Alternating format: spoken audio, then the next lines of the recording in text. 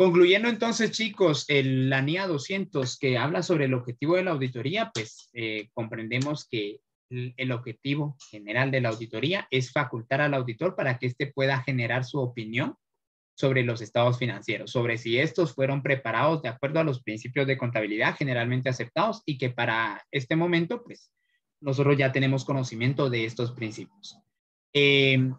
También aquí quisiera recalcar antes de pasar, no hay que olvidar o no hay que dejar de lado aquellos objetivos de prevenir errores, detectar errores y prevenir fraudes, ¿verdad? No hay que dejar de lado ese objetivo, pero ya pasa como a un segundo plano. Por eso es que vamos a continuar acá y vamos a seguir hablando de los objetivos, ¿sí? Entonces, por eso vamos a hacer este organizador gráfico, ¿sí? Para hablar de los objetivos. Les voy a aperturar dos espacios en clase en línea para que puedan subir tanto el esquema de la auditoría detallada, así como el de esta que habla de los objetivos, ¿sí? Explico rápidamente esto. Solamente les voy a congelar acá. Muy bien. Pues dentro de los objetivos, si ustedes se percatan, ya no tenemos uno, ni dos, ni tres, sino que ahora tenemos 4 objetivos de la auditoría, siempre con base en la NIA 200. Entonces, por eso, hacer de menos a esos primeros objetivos que se tuvieron en la historia, ¿verdad? Entonces, independientemente del orden, pues tenemos aquí lo que es como objetivo informar sobre la situación financiera de la empresa, ¿verdad?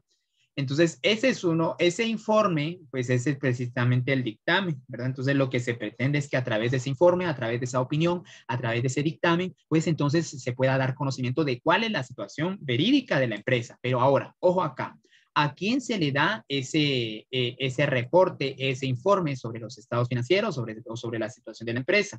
Se le da a los propietarios, socios o accionistas, gerentes, funcionarios, inversionistas e incluso a algunos acreedores, que en su mayoría de estos son quienes ven la necesidad de contratar, ¿verdad? Pues a ellos les vamos a presentar el informe, ¿verdad? Les vamos a presentar cuál es la situación real de la empresa, ¿verdad? Como un segundo objetivo, tenemos, ojo aquí, ya regresamos o retomamos, como les decía, en un segundo plano, a esos objetivos primordiales de la auditoría, ¿verdad? Tenemos precisamente acá lo que sería el descubrir fraudes y malversaciones, ¿verdad? Y por otro lado tenemos el de descubrir errores, ¿sí? Descubrir errores también. Que estos pues se vienen trabajando desde el inicio de la auditoría ya reconocida como profesión, ¿verdad? Y por último pues tenemos lo que sería el objetivo de asesorar, ¿sí? Y representar, perdón, asesor y representante de los propietarios de la empresa y gerencia. De alguna manera, pues nosotros también servimos como representantes en el momento de algún proceso de fiscalización por entidades competentes, ¿verdad? Entonces, pues también, si por ejemplo SAT, Contraloría General de Cuentas, llegara a encontrar algún hallazgo, alguna partícula ahí que no está bien dentro del proceso contable y se tiene como base un dictamen favorable, entonces también están en la facultad de consultar al al equipo de auditoría, porque en su momento dijeron que los estados financieros estaban bien si realmente están malos. Entonces, ojo, eso es respecto a representar de alguna manera en estos casos, ¿verdad? Y asesorar, pues ya lo veíamos anteriormente, que es precisamente el apartado de querer, pues, de querer auxiliar en fortalecer de alguna manera el sistema de control interno, ¿verdad? De la empresa. Entonces, bueno, estos serían los 4 objetivos que menciona la NIA 200, ¿verdad? Un par de segunditos nada más. Voy a parar, voy a detener la grabación un momento. Muy bien, chicos, pues entonces ya están aperturados los campos para que podamos subir nuestros organizadores gráficos al finalizar nuestras clases del día de hoy, ¿verdad? Bueno, vamos a continuar y vamos a seguir con el último tema, gracias a Dios, de esta primera unidad dentro del primer bimestre, ¿verdad? Recordando de que yo siempre divido los bimestres por unidades. y tenemos 2 unidades y hemos llegado a la mitad de nuestro curso de auditoría en el primer bimestre. Vamos a hablar de fraude empresarial y fraude fiscal. Con estos temas, pues yo voy a finalizar también el periodo de clase. Entonces, empecemos acá. Vamos a iniciar mencionando que estos temas o estos apartados de fraude empresarial y fraude fiscal, pues también los tenemos con base en NIAS. En la NIA 240 hasta la NIA 315, pues se hace mención o bien están enfocadas estas normas internacionales al descubrimiento de fraude empresarial y fraude fiscal. Sin embargo, pues vamos a definir precisamente qué es un fraude, ¿verdad? Para ir comprendiendo mejor esto. El fraude, chicos, en pocas palabras, es una maniobra engañosa de mala fe, ¿verdad? Yo creo que ya en la inducción o en la parte introductoria al curso de auditoría, pues mencionábamos como fraude, pues sí, esa obra de mala fe, ¿verdad? Que se tenía.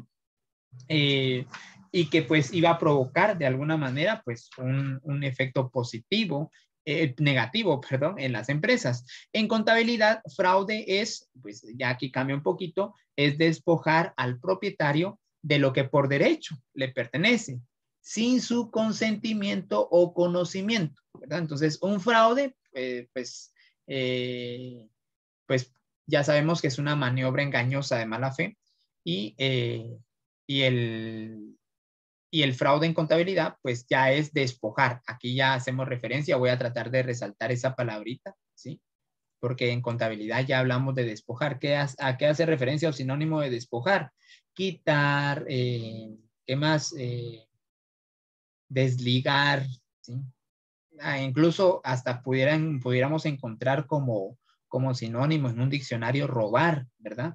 Entonces, de alguna manera, despojar es quitarle al propietario lo que por derecho le pertenece, entonces, lo que le pertenece, ¿verdad? Y aquí está la aclaración, sin su consentimiento, ¿verdad?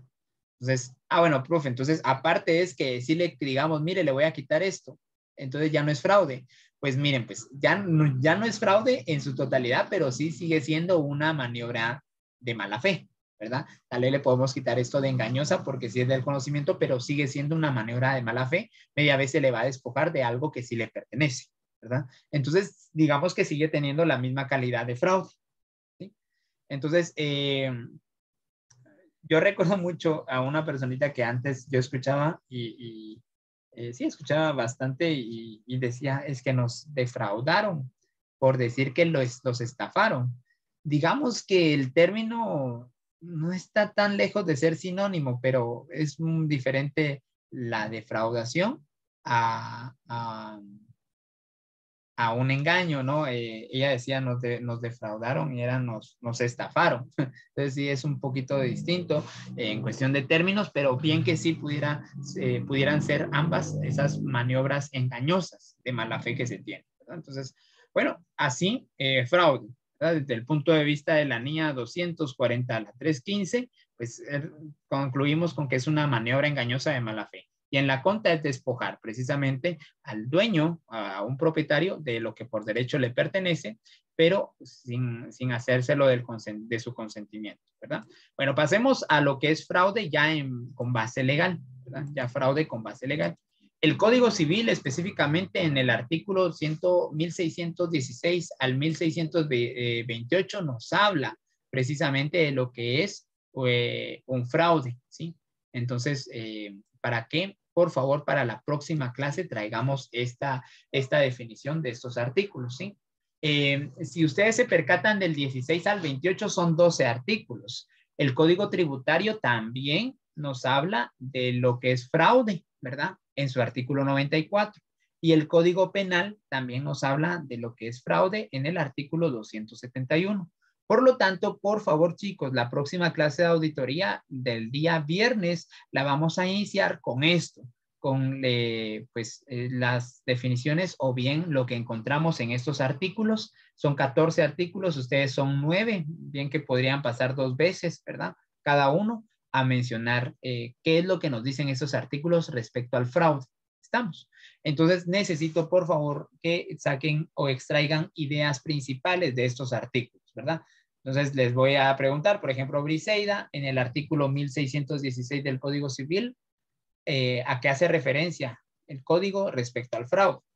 1917, Marisol, 1918, Cintia, 1919, Karina, 1920, Alan, y así les puedo ir mencionando, ¿verdad? Para que ustedes pues me digan, ay, profe, pues fíjese que la verdad, en otros artículos que leí, tal vez en el que va a leer Alan o en el que leyó Briseida, pues yo sí encontré más, pero en este lo poquito que yo hago referencia al fraude es esto y esto y esto, ¿verdad? Entonces, por favor, eso para la próxima clase, ¿sí? Ahí sí voy a solicitar que me activen audios, entonces ahí les encargo ahí con los micrófonos, por favor.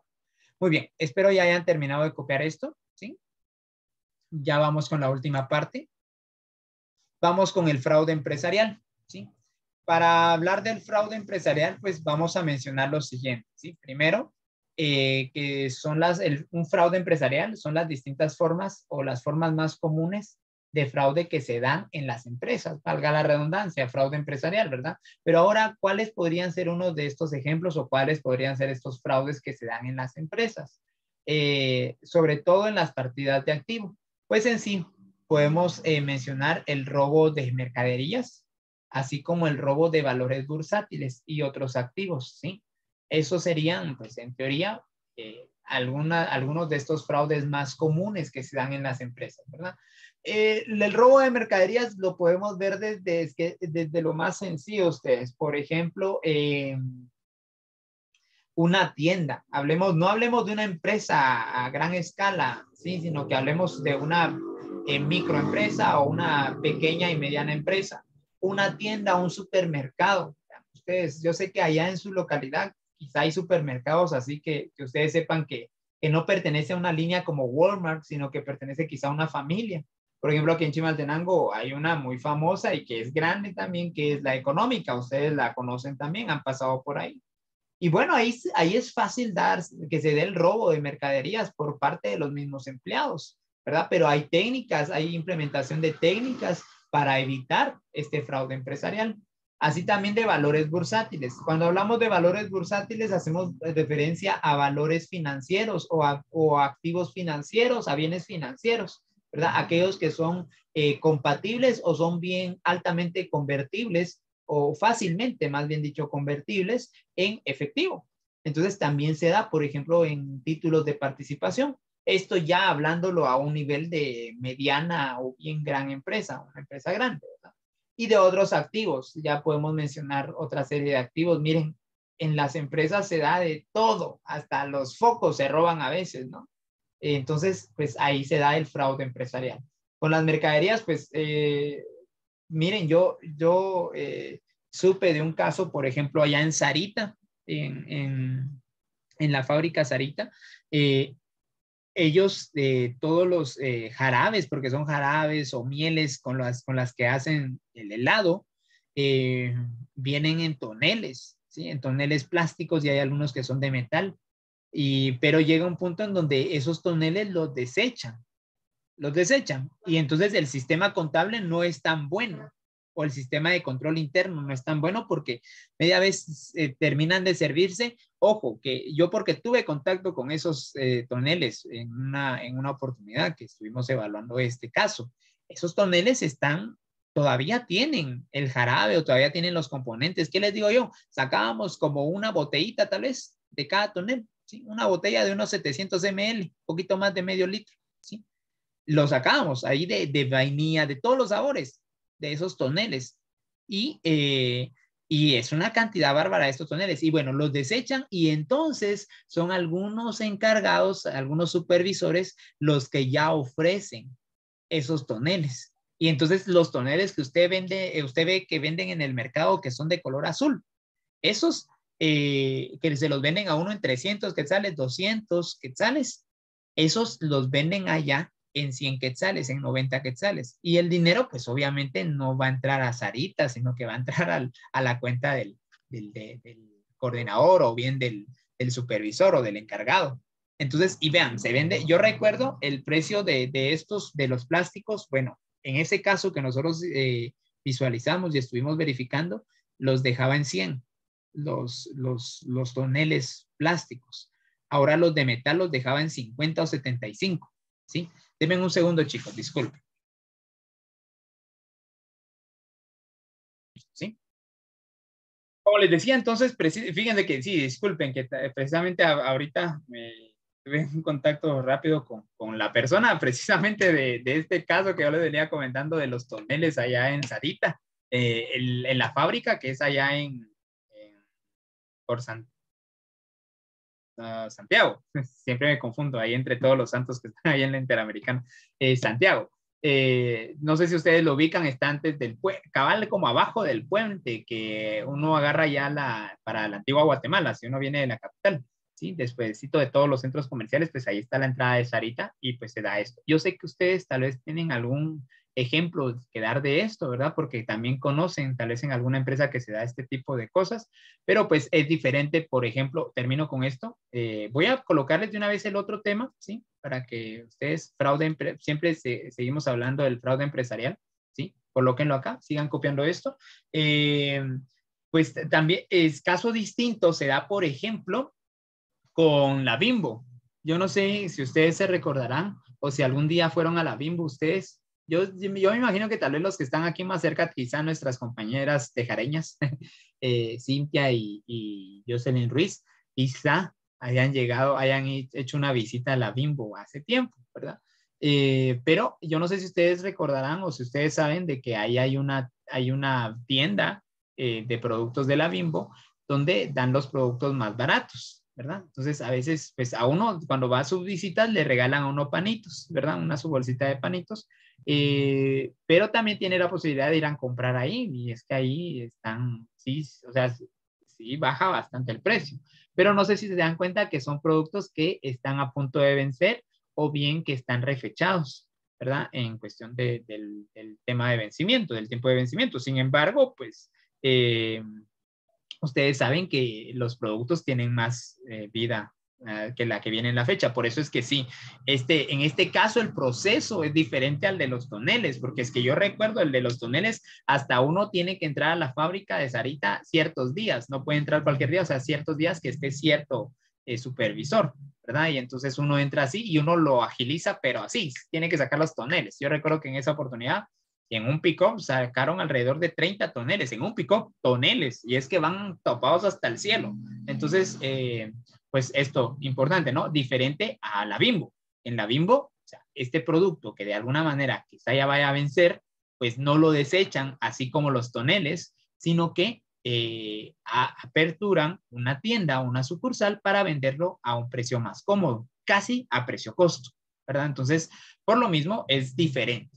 Aquí como otro punto o otro ejemplo de fraude empresarial tenemos el robo de efectivo, no contabilizados los recibos, operando en el original en valor y en las copias otro valor, robo de efectivo, efectuando desembolsos fraudulentos. Esto también, sí, punto importante porque, por ejemplo, en la contabilización de recibos, esto se da mucho, inclusive en facturas. Vaya que hoy por hoy con la factura electrónica se va a evitar todo esto, ¿verdad? Con el método FEL, que ustedes ya lo conocen mejor que yo, ¿verdad? Que el año pasado pues trabajamos esto. Pero pues con las facturas se da a ustedes. ¿Cuántos casos no escuchábamos nosotros de que necesito que me facturen un gasto? Entonces, es que fíjese que necesito que me facturen unas refacciones, por ejemplo. Entonces, usted no me haría favor de facturarme y yo le pago lo del IVA. Si esto se daba así, ¿sí? Se daba así, entonces esto también es un robo de efectivo, de alguna manera, ¿verdad? Cuando se trabaja, cuando dice aquí operando en los originales un valor y en la copia otro valor, esto se da, por ejemplo, se recuerdan que cuando se manejaba estos documentos con papel factura, papel carbón, perdón, papel factura es el que nosotros usamos, papel carbón, o sea, que traspasa al final a la copia, pues en algunos casos unas malversaciones pues radicaban en incluir una hoja aparte para que entonces en la copia que a la empresa le quede, por ejemplo, una venta de 200 quetzales, mientras que en la original o en la original que se le da al contribuyente, pues esté la factura por 2,000. y entonces hay un robo de mercaderías por 1.800 o bien viceversa, ¿verdad? Entonces, sí se puede, sí se da eso, ese es un fraude empresarial. Robo de efectivo efectuando desembolsos fraudulentos, que también lo vamos a ver en la parte práctica. Precisamente hay un punto cuando se hacen algunos desembolsos que no están autorizados. Entonces, uno se da cuenta cuando ve su estado de cuenta del banco o bien cuando hace la verificación de las cuentas de activo y pasivo, específicamente caja y bancos. Entonces ahí se da cuenta, por ejemplo, al hacer un arqueo o un corte y tanteo, entonces ahí uno verifica. Pero esto ustedes lo van a poner en práctica, porque vuelvo y repito, esa es la primera parte que vamos a estar viendo en la próxima unidad, ya iniciando con la práctica. Fraude fiscal. Sí, vamos a colocar aquí el fraude fiscal. Pues yo creo que esto está más que claro, ¿no? Con respecto al fraude fiscal, se da al no declarar o entregar al Estado los tributos de cualquier naturaleza. O sea, con el simple hecho de que usted no haga una declaración, por ejemplo, ¿sí? Con el simple hecho de que usted no haga una declaración, pues ya cae precisamente en un fraude fiscal. La declaración, inclusive, si fuera, por ejemplo, a cero, una declaración a cero, pues igual sería fraude fiscal, ¿sí? Muy bien, entonces es un gustazo ya tener aquí la presencia de uno de nuestros directores. Sea usted bienvenido a la clase de auditoría, ya estamos culminando. Pues entonces vamos acá con este fraude fiscal, ¿verdad?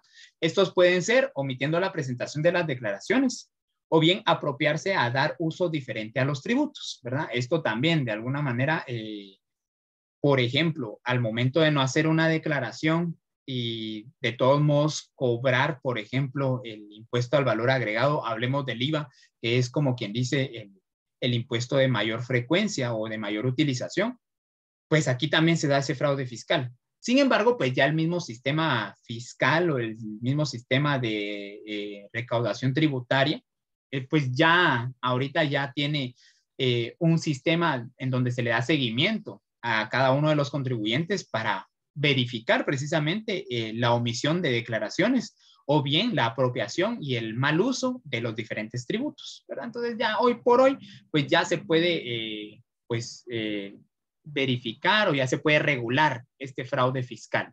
Sin embargo, cuando se habla de fraude fiscal, se recae en la omisión de declaraciones y la apropiación de tributos. Ahí está. Palabritas claves, chicos, para que las podamos subrayar, por favor. Vamos aquí rápidamente. Omisión de declaración, omisión, sí, de declaraciones. Aquí está. Esto pues nosotros ya lo trabajamos en legislación fiscal el año pasado y apropiación de tributos. En eso recae lo relacionado al fraude fiscal. ¿Sí? Muy bien. ¿Alguna preguntita por acá, chicos? Ya para ir finalizando este tema de fraude fiscal y empresarial. Disculpen, voy a detener un momento la grabación. Disculpen. Bueno, continuemos entonces, chicos. Voy a borrar mis dibujos. Y pasemos al siguiente punto. Siempre hablando del fraude fiscal, ¿verdad? Punto importante. Siempre hablando del fraude fiscal, vamos a seguir colocando algunos ejemplos de estos, ¿sí? Omitir, por ejemplo, la emisión de facturas, ¿sí? Simple con el hecho de no entregar una factura, por ejemplo, o no dar facturas al momento de un proceso de compraventa, pues ya es un fraude fiscal, ¿sí? O facturas con menor valor al precio real de la venta, también. Eso también, o bien, nos chocamos o nos topamos con esto que mencionamos a veces, ¿no? O que oímos, que dicen, mira, fíjate que te lo voy a vender a precio costo o a precio de asociado, a precio de trabajador, pero no te voy a poder dar factura, ¿sí? Y entonces uno que dice, como se lo van a dar más barato, pues de plano, ¿no? Así como que, no, hombre, no tengas pena, dale, dale. O mira, está bueno, pero haceme un recibito tan siquiera, pues solo para que vean ahí que sí vine a comprar acá y que tenga un sellito por ahí. Eso es un fraude fiscal, ¿sí? Así de sencillo. ¿Sí? Omiten una factura o bien facturas con menor valor al precio real de la venta. Entonces, eso también ya es un fraude fiscal. Omitir la emisión y entrega al contribuyente de comprobantes, ¿sí? También esto cuando hablamos de comprobantes, nos desligamos un poquito del término de facturas y hacemos pues referencia a los recibos, desde recibos de caja hasta notas de crédito, notas de débito. Si hablamos en el área aduanal, de la legislación aduanal y fiscal, pues podemos hablar de pólizas de importación, pólizas de exportación, ¿verdad? Entonces, de alguna manera, el omitir también estos documentos o estos comprobantes también forma parte de un fraude fiscal. Incluso algo tan sencillo como un comprobante de depósito, una boleta de pago. El omitir una boleta de pago forma parte también de un fraude fiscal.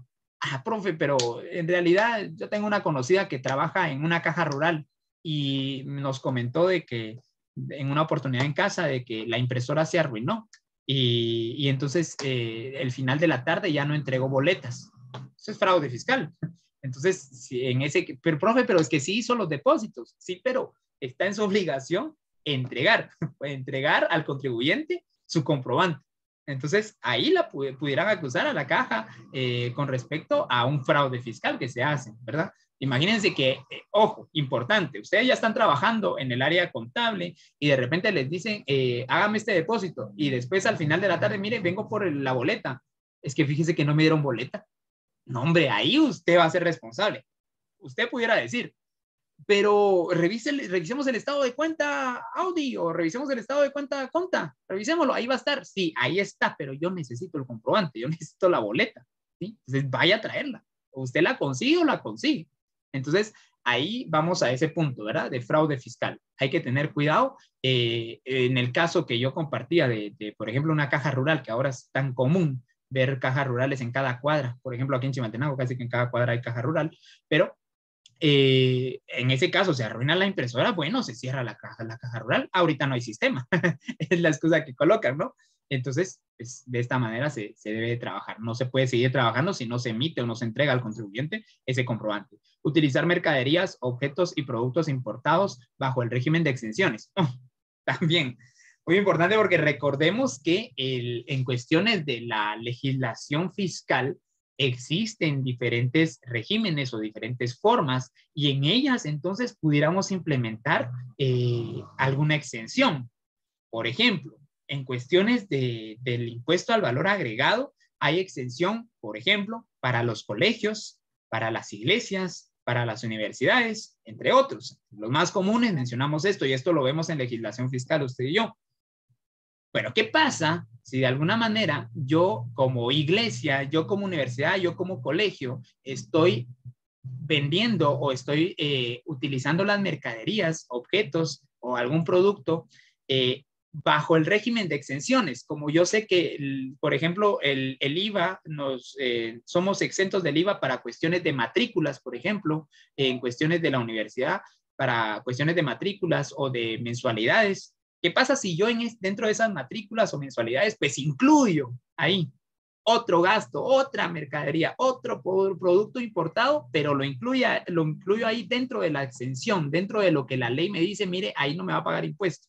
Ahí también está ese fraude fiscal, ¿verdad? Entonces, por eso es bien importante que, por ejemplo, por ejemplo, en el caso de las iglesias, pues lo que es como ofrenda o lo que se considera como ofrenda, como, bueno, sí, cantidades que uno pudiera, monetarias que uno pudiera ofrendar, pues eso también está fuera del cálculo del impuesto, está exento del impuesto al valor agregado.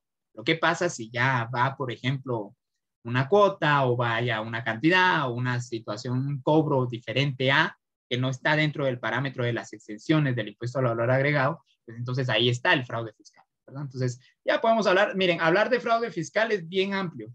Por lo tanto, ya vamos a ir culminando este apartado porque para eso también tenemos que hacer mención de algunas leyes, ¿verdad? Específicas, por ejemplo, el 2792, que es la ley del impuesto al valor agregado, artículo 12, donde está precisamente las exenciones.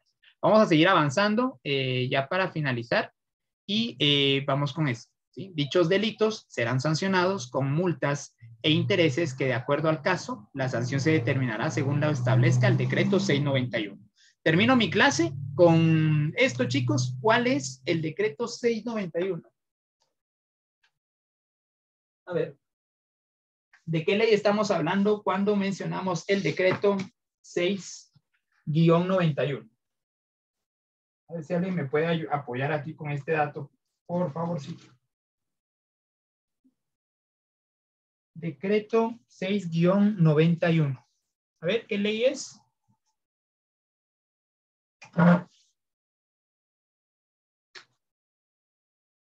Ninguno, chicos. ¿De qué ley estamos hablando en el decreto 6-91? De los códigos tributarios, profe. Exactamente, gracias, Jocelyn Calán. Estamos hablando del Código Tributario, ¿sí? Exactamente. Entonces ya el Código Tributario ya establece dependiendo, o como dice aquí, de acuerdo al caso, pues la sanción correspondiente, ¿verdad? Bueno, entonces aquí culminamos lo que es la primera unidad del primer bimestre. Ustedes saben que yo divido el bimestre por unidades y aquí se culmina esta primera unidad. Digamos que vamos a la mitad de la teoría, ¿verdad? Recordando de que posterior a esto vamos a trabajar solo práctico. Entonces, voy a finalizar la grabación. Muchísimas gracias a todos por su apoyo y por estar aquí dentro de la clase de auditoría.